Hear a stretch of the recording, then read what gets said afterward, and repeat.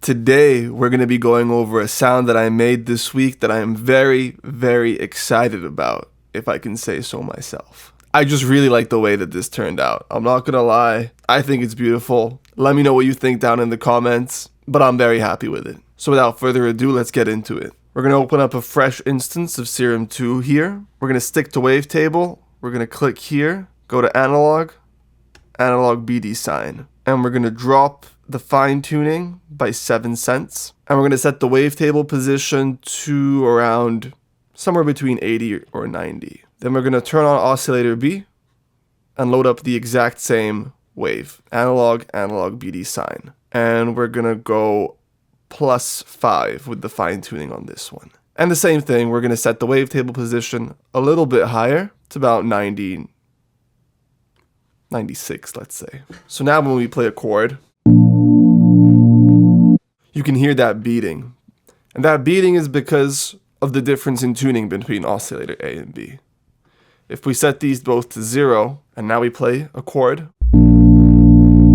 it's way more sustained. There's no tension between the two oscillators. But if we go back to what we just did and detune this even a little bit to -7 and this one to -5, we're going to start to hear that beating. What I like to do sometimes is assign LFO1 to the fine tuning of oscillator A and oscillator B, and then I'll just go into my matrix because it's easier to look at here, and I'll pull this one up, for example, and pull this one up, but a little bit less because I don't want them to behave in exactly the same way. And now, because I pulled it up so much, you'll hear a lot of beating. Like it's a little much, but that's okay because this is the maximum position I want it to be at. And then what I'll do is I'll just grab a macro, like macro 1, for example, and I'll assign it as an aux source from LFO1 and LFO2. So now the amount of difference in fine tuning between the two oscillators is controlled by macro 1. So now it's all the way down. We won't hear any of that beating.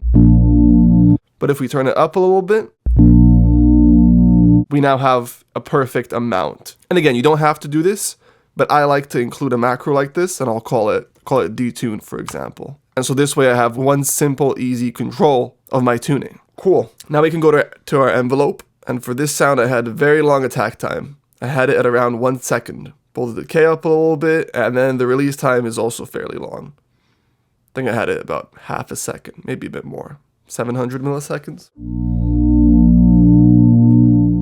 That sounds pretty good to me. And now it's time for the flutter. To create that flutter effect, I went into here, went to Alt Warp, Bend Plus. So Bend Plus, as you can see, kind of distorts the waveform, makes it skinnier. And when it distorts it, it creates that nice texture that I quite like. So I kind of liked it when it was going back and forth like that. So the way that we can do that, the way that we can automate that without having to physically move it is by using an LFO. So I went to LFO2. I switched it from normal to sample and hold. I set it to retrig mode. Then I turned the smoothness all the way up. And now we can assign LFO2 to the level of this Bend Plus.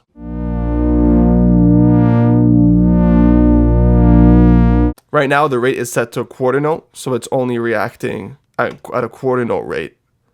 But if we switch it from BPM to Hertz, we can turn the rate all the way up, and I turned it to about 40,000 Hertz. And now we can clearly hear that fluttering.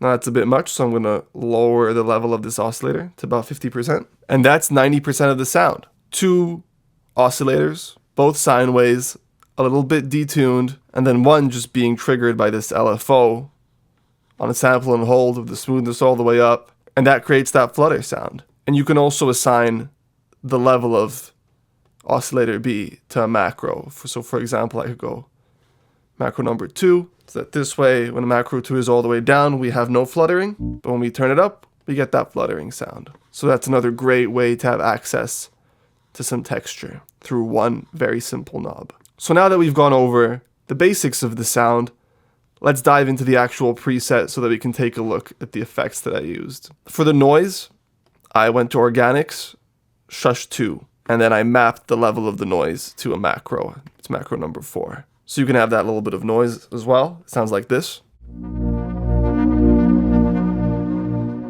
That's very subtle.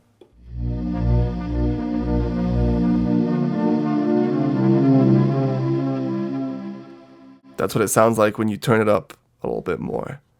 But I like to keep it subtle. And for the filter, it's set to MG low 18, and the cutoff is set to 8,769 hertz. You can pretty much get away with not having a filter at all because there's really no significant amount of high frequencies anyway.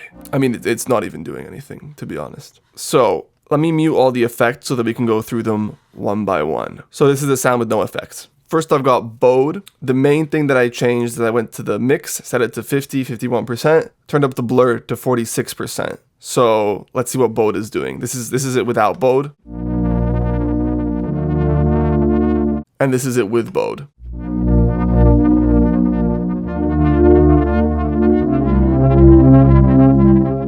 So you hear how it's kind of smearing the general frequency range. I like using Bode for a lot of these new sounds that I've been making, especially this little blur parameter and the width, like width's at 26%. It does something really interesting to where it smears the frequencies in a pleasant way a lot of the time. So I would definitely recommend that if you're into making these kinds of sounds, definitely experiment with Bode. It's a good one. I don't really know of any alternatives. I'm sure there are alternatives. Maybe if anyone knows of any third-party plugins that act like Bode, you could leave it in the comments, because I can't think of one right now. But it does a really, really cool thing. Quick pause, if you want better sounds, I just dropped a bunch of free packs. I've got my Radix free drum kit, my Tech House Serum 2 presets, Afro House kicks, and finally our Voyager Serum 2 preset pack. You can grab all of those for absolutely free from the link in the description. Next up, we got a flanger. I'm pretty sure these are all the absolute default settings. So this is it with the flanger. Just adding some subtle texture. Then we have delay set to 148 milliseconds on both the left and the right channel. It's set to ping pong and high quality. Feedback's at 33%, and I've moved this filter to cut off more of the lows and a tiny bit of the highs. And the wet dry is set to 30%. So this is the sound with the delay added.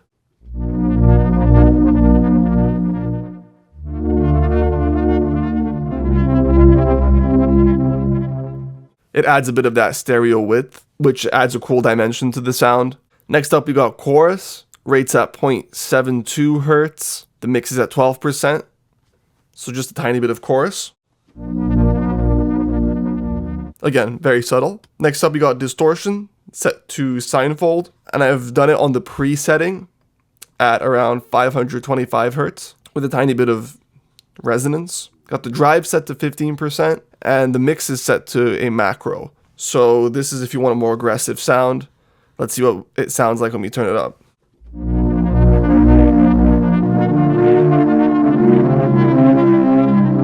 That kind of breaks the sound in a pleasant way. And finally, we've got reverb.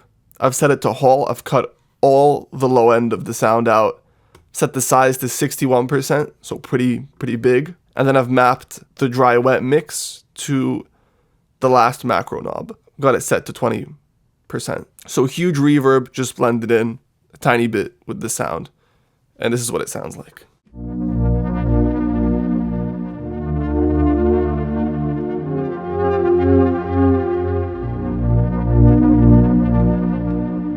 So it adds a very nice bit of dimension to the entire sound. Let's have a look at the macros before we go, shall we? This detune macro is the same one that we did initially. It's set as an aux source, I should say, to the fine tuning level. So we can see that here. Macro number 1 is an aux source to the fine tuning. So if I turn this up a lot, you'll get a lot of detune. Next up, we've got the release. I have a macro set to the release time of envelope number 1. It ranges from 187 milliseconds to 8.34 seconds. So for sounds like these, you might have a track where it's more appropriate to have a shorter release time and another one with a longer release time. And so I find that having one macro to control your release time can often be very useful. So let's see what that sounds like. I can set this pretty short. and it goes away immediately. If I set it long,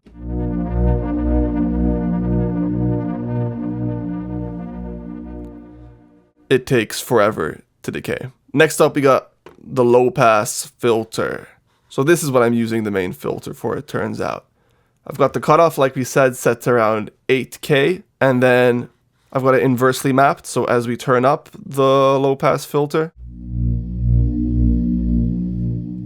we cut out all the highs. This is a mixing tool, basically. If you want a more spaced out sound, you don't want any highs at all, you can easily do that in one knob. Next macro we've got set to the level of the noise. Nothing really much to it. It's literally just mapped to the level. If you turn it up a lot, you'll get a lot of noise. If you turn it down all the way, you'll get no noise. God, I love the sound of this noise. This shush noise, I think, fits so well. I think it's just beautiful. Next up, we got a high pass filter. So the opposite of this filter. And the way I'm doing it in this case is I could have done it very easily through a filter over here.